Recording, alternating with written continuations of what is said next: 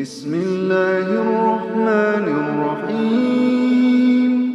ألف لام را، تلك آيات الكتاب المبين. إنا أنزلناه قرآنا عربيا لعلكم تعقلون. نحن نقص عليك أحسن القصص بما أوحينا إليك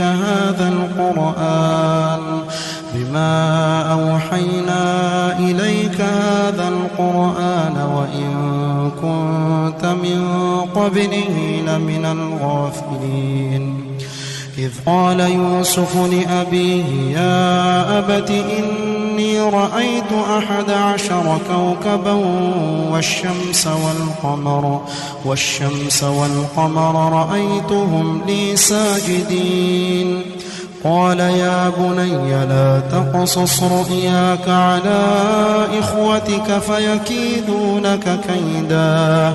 إن الشيطان للإنسان عدو مبين.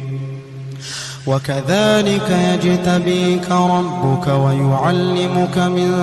تأويل الأحاديث ويتم نعمته عليك وعلى آل يعقوب كما أتمها على أبويك من قبل إبراهيم وإسحاق إن ربك عليم حكيم. لقد كان في يوسف وإخوته آيات للسائلين، إذ قالوا ليوسف وأخوه أحب إلى أبينا منا ونحن عصبة إن أبانا لفي ضلال مبين. اقتلوا يوسف أو اطرحوه أرضا يخل لكم وجه أبيكم وتكونوا من بعده قوما صالحين. قال قائل منهم لا تقتلوا يوسف وألقوه في غيابة الجب يلتقطوا بعض السيارة إن كنتم فاعلين. قالوا يا أبانا ما لك لا تأمنا على يوسف وإنا له لناصحون. أرسله معنا غدا يرتع ويلعب وإنا له لحافظون. قال إني ليحزنني أن تذهبوا به وأخاف أن يأكله الذئب وأنتم عنه غافلون. قالوا لئن أكله الذئب ونحن عصبة إنا إذا لخاسرون. فلما ذهبوا به وأجمعوا أن يجعلوه في غيابة الجب وأوحينا إليه لتنبئنهم بأمرهم هذا وهم لا يشعرون. وجاءوا أباهم عشاء يبكون. قالوا يا أبانا إنا ذهبنا نستبق وتركنا يوسف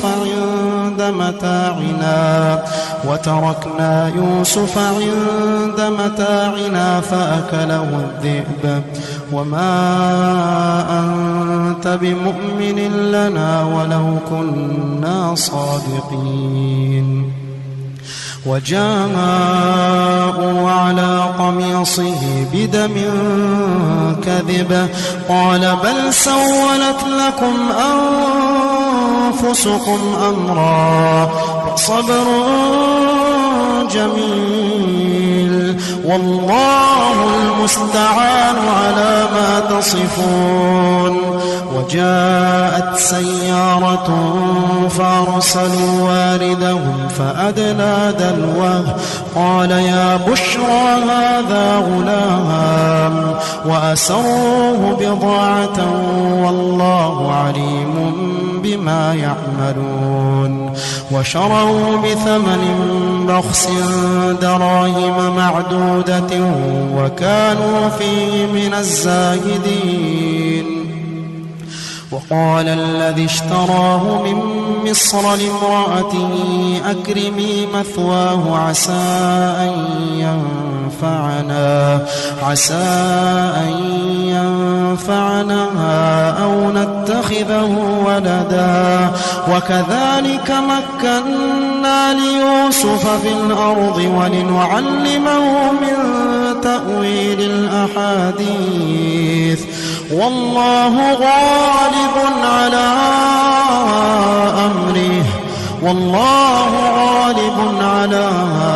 أمره ولكن أكثر الناس لا يعلمون. ولما بلغ أشده آتيناه حكما وعلما وكذلك نجزي المحسنين. وراودته التي هو في بيتها عن نفسه وغلقت الأبواب وقالت هيت لك قال معاذ الله إنه ربي أحسن مثواي إنه لا يفلح الظالمون. ولقد همت به وهم بها لولا أن رأى برهان ربه كذلك لنصرف عنه السوء والفحشاء إنه من عبادنا المخلصين. واستبق الباب وقدت قميصه من دبر وألف يا سيدها لدى الباب. قالت ما جزاء من أراد بأهلك سوءا إلا أن يسجن أو عذاب أليم. قال هي راودتني عن نفسي وشهد شاهد من أهلها إن كان قميصه قد من قبل فصدقت وهو من الكاذبين. وإن كان قميصه قد من دبر فكذبت وهو من الصادقين. فلما رأى قميصه قد من دبر قال إنه من كيدكن إن كيدكن عظيم. يوسف أعرض عن هذا واستغفري لذنبك إنك كنت من الخاطئين. وقال نسوة في المدينة امرأة العزيز تراود فتاها عن نفسه قد شغفها حبا إنا لنراها في ضلال مبين. فلما سمعت بمكرهن أرسلت إليهن وأعتدت لهن متكأ وآتت كل واحدة منهن سكينا وقالت اخرج عليهن. فلما رأينه أكبرنه وقطعن أيديهن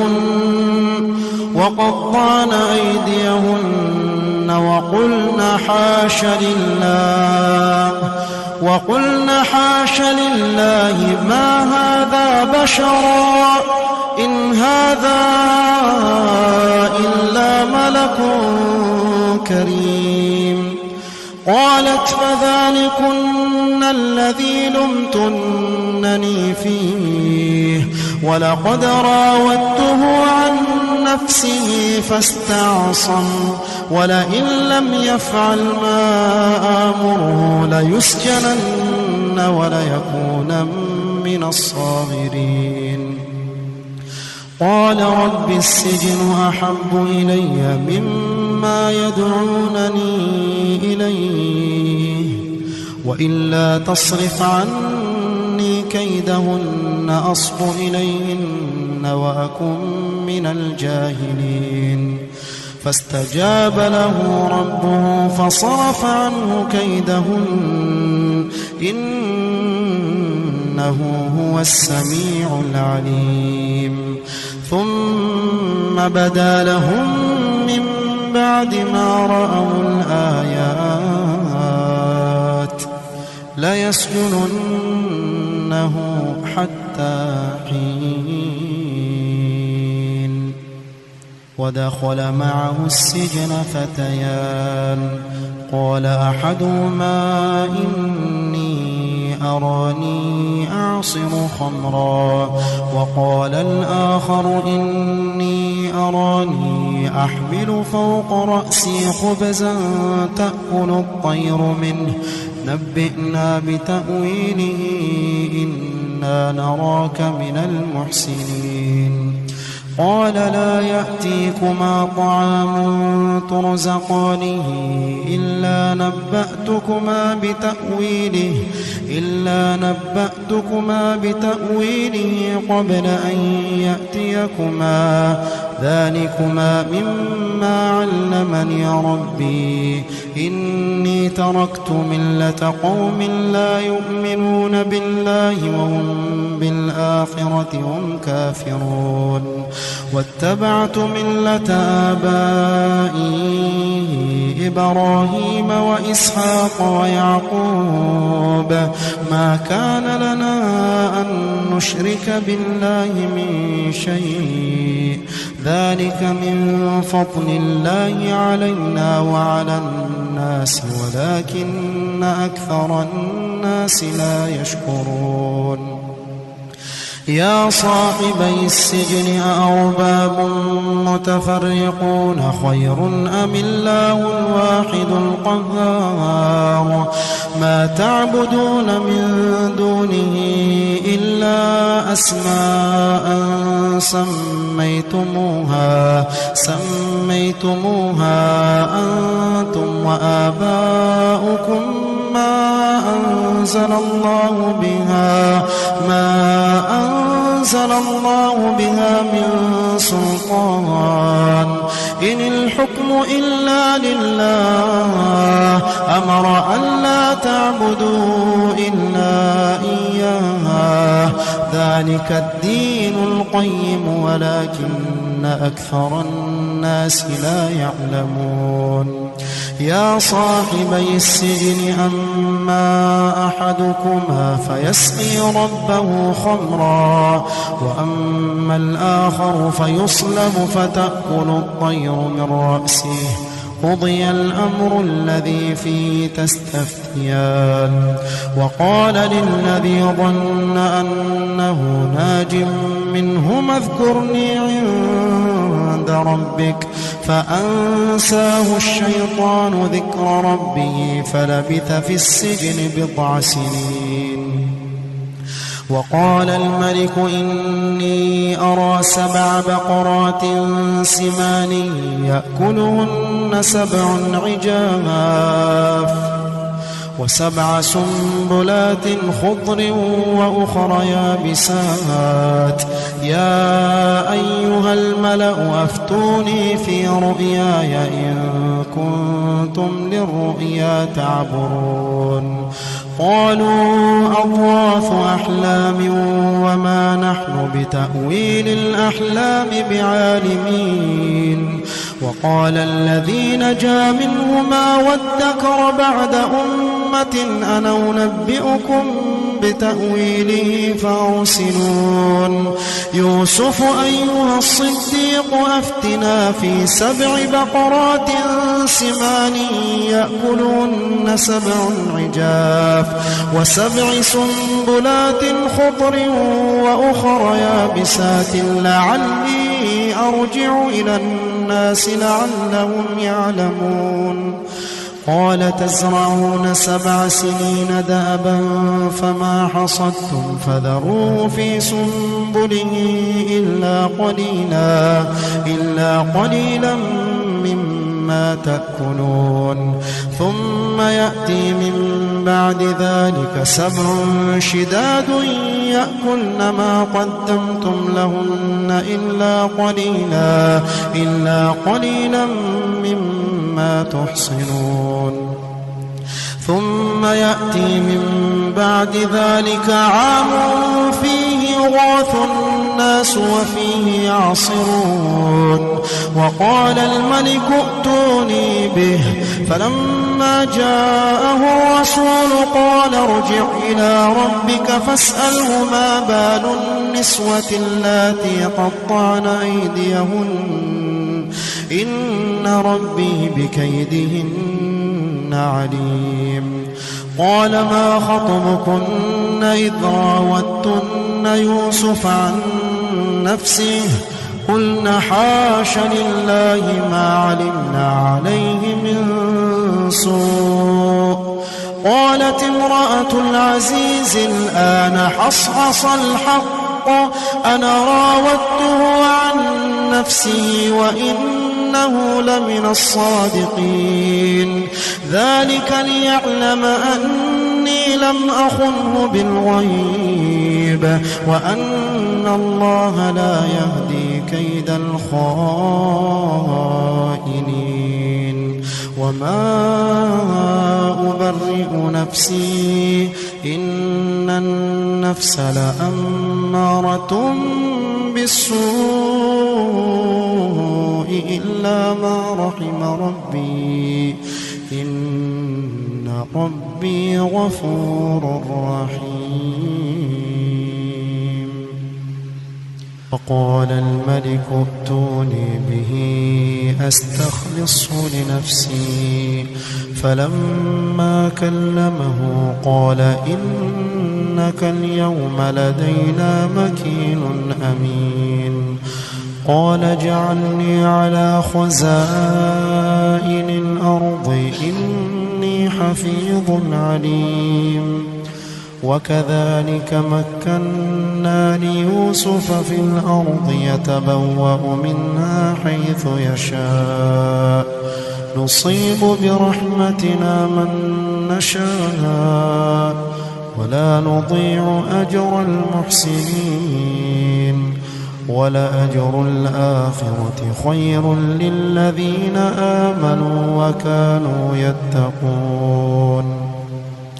وجاء إخوة يوسف فدخلوا عليه فعرفهم وهم له منكرون ولما جهزهم بجهازهم قال ائتوني بأخ لكم من أبيكم ألا ترون أني أوفي الكيل وأنا خير المنزلين فإن لم تأتوني به فلا كيل لكم عندي ولا تقربون قالوا سنراود عنه أباه وإنا لفاعلون وقال لفتيانه جعلوا بضاعتهم في رحالهم لعلهم يعرفونها إذا انقلبوا إلى أهلهم لعلهم يرجعون فلما رجعوا إلى أبيهم قالوا يا أبانا منع منا الكيل فأرسل معنا أخانا نكتل وإنا له لحافظون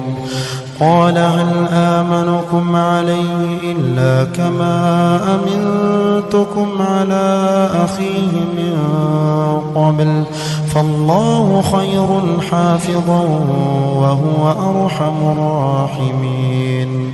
ولما فتحوا متاعهم وجدوا بضاعتهم ردت إليهم قالوا يا أبانا ما نبغي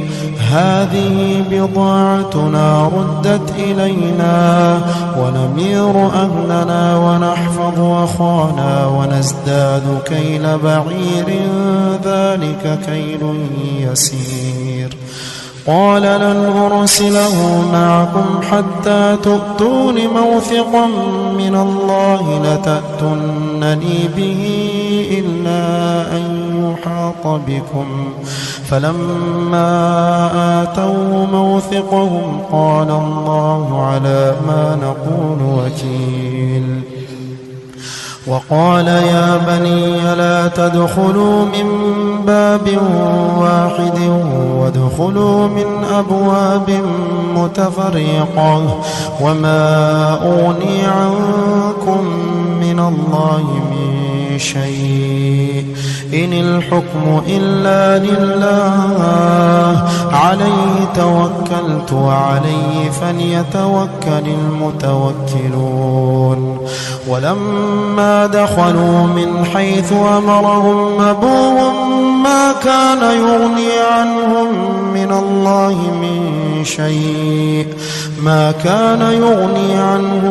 من الله من شيء إلا حاجة في نفس يعقوب قضاها وإنه لذو علم لما علمناه ولكن أكثر الناس لا يعلمون ولما دخلوا على يوسف آوى إليه أخاه قال إني أنا أخوك فلا تبتئس بما كانوا يعملون فلما جهزهم بجهازهم جعل السقاية في رحل أخيه ثم أذن مؤذن أيتها العير إنكم لسارقون قالوا وأقبلوا عليهم ماذا تفقدون قالوا نفقد صواع الملك ولمن جاء به حمل بعير وأنا به زعيم قالوا تالله لقد علمتم ما جئنا لنفسد في الأرض وما كنا سارقين قالوا فما جزاؤه إن كنتم كاذبين قالوا جزاؤه من وجد في رحله فهو جزاؤه كذلك نجزي الظالمين فبدأ بأوعيتهم قبل وعاء أخيه ثم استخرجها من وعاء أخيه كذلك كدنا ليوسف ما كان ليأخذ أخاه في دين الملك إلا أن يشاء الله نرفع درجات من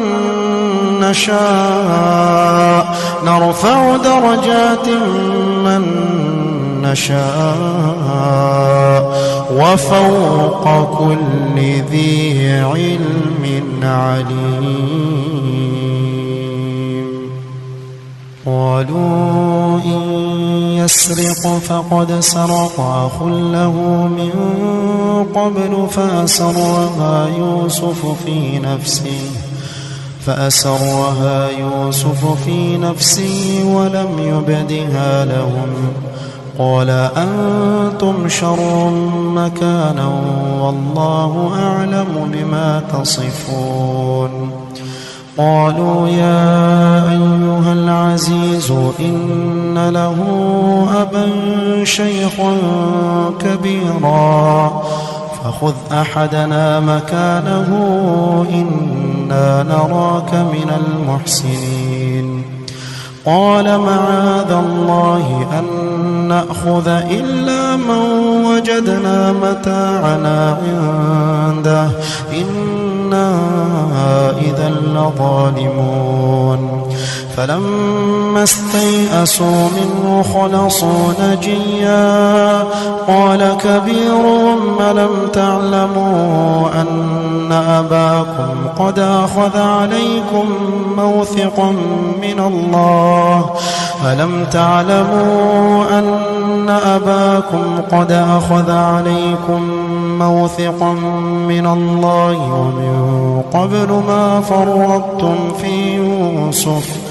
فلن أبرح الأرض حتى يأذن لي أبي أو يحكم الله لي وهو خير الحاكمين ارجعوا إلى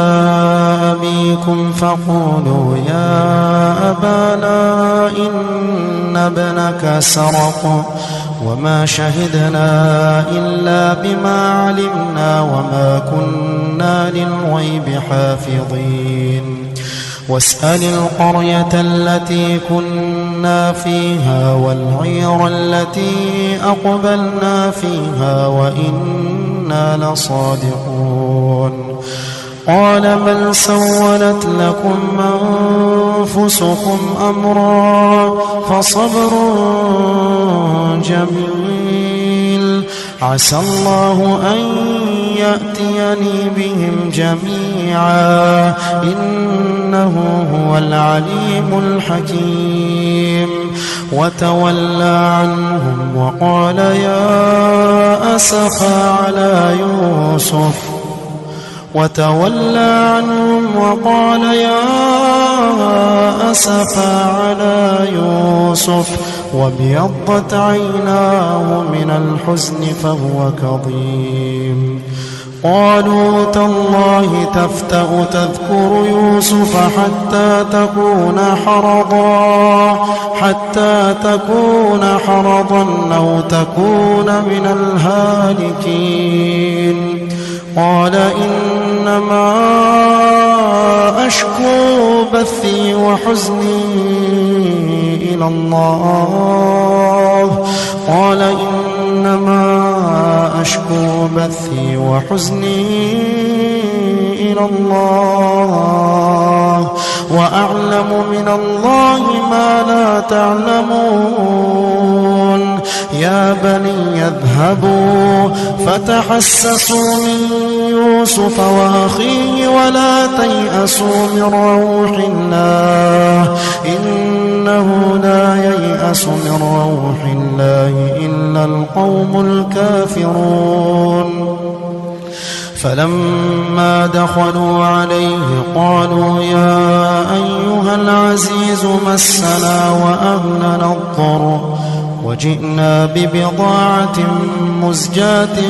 فأوف لنا الكيل وتصدق علينا إن الله يجزي المتصدقين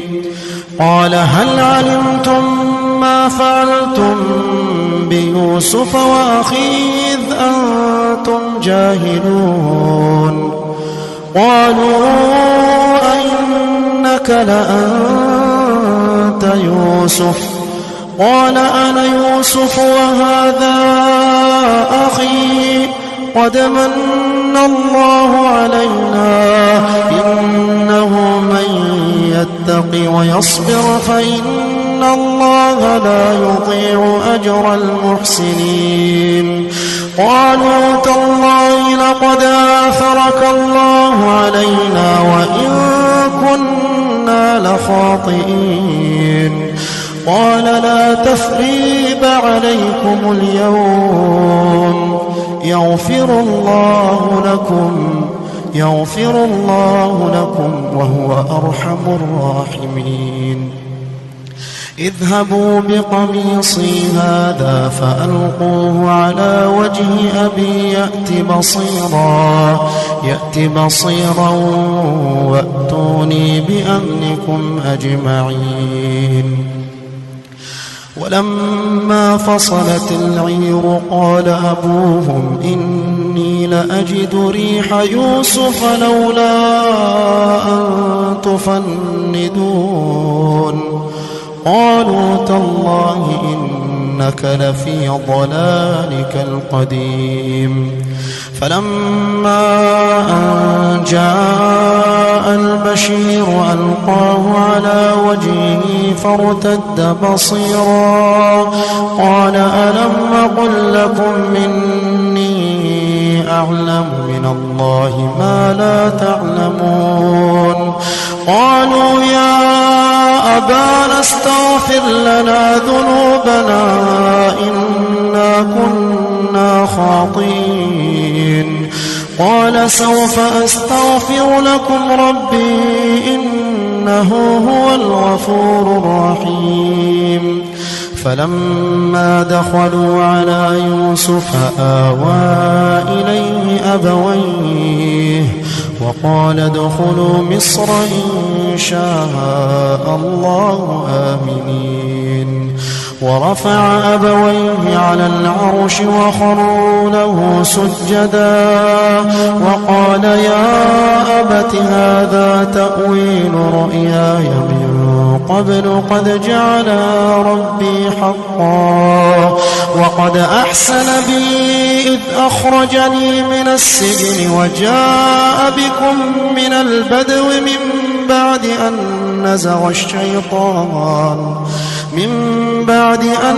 نزغ الشيطان بيني وبين إخوتي إن ربي لطيف لما يشاء إنه هو العليم الحكيم. رب قد آتيتني من الملك وعلمتني من تأويل الأحاديث فاطر السماوات والأرض أنت ولي في الدنيا والآخرة توفني مسلما وألحقني بالصالحين.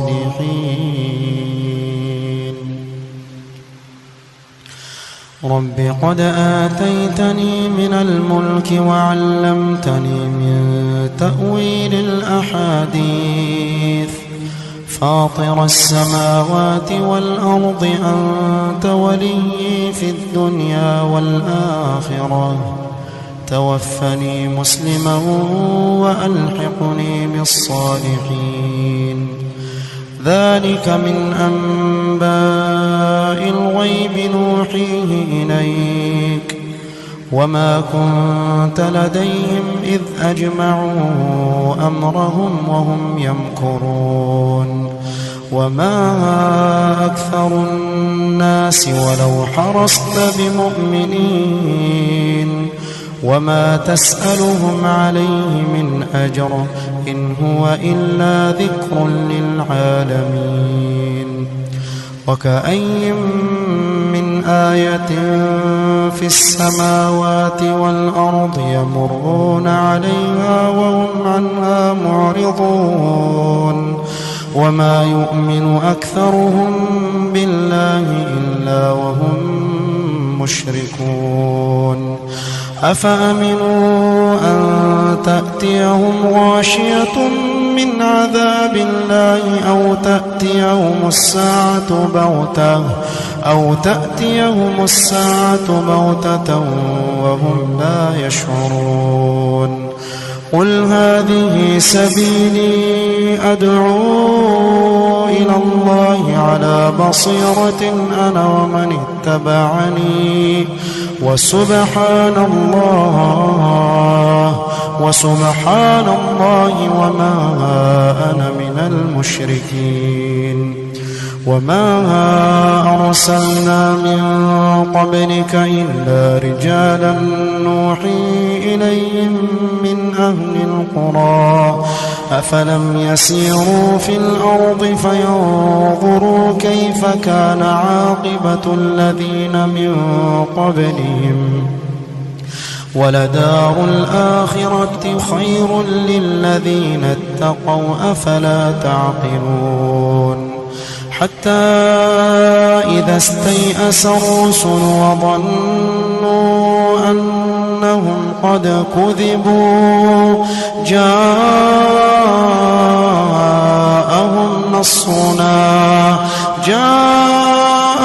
نصرنا فنجي من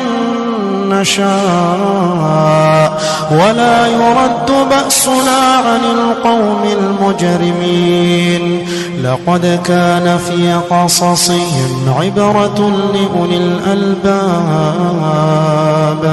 ما كان حديثا يفترى ولكن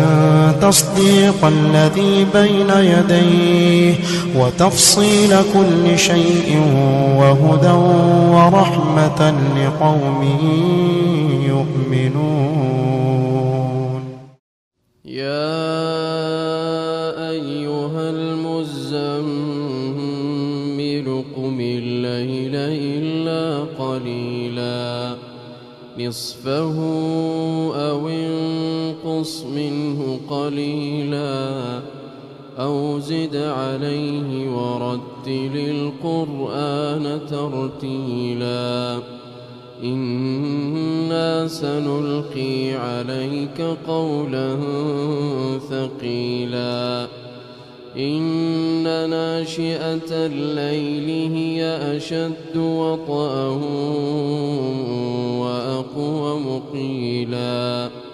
إن لك في النهار سبحا طويلا واذكر اسم ربك وتبتل إليه تبتيلا رب المشرق والمغرب لا إله إلا هو فاتخذه وكيلا واصبر على ما يقولون واهجرهم هجرا جميلا وذرني والمكذبين أولي النعمة ومهلهم قليلا إن لدينا أنكالا وجحيما وطعاما ذا غصة وعذابا أليما يوم ترجف الأرض والجبال وكانت الجبال كثيبا مهيلا إنا أرسلنا إليكم رسولا شاهدا عليكم كما أرسلنا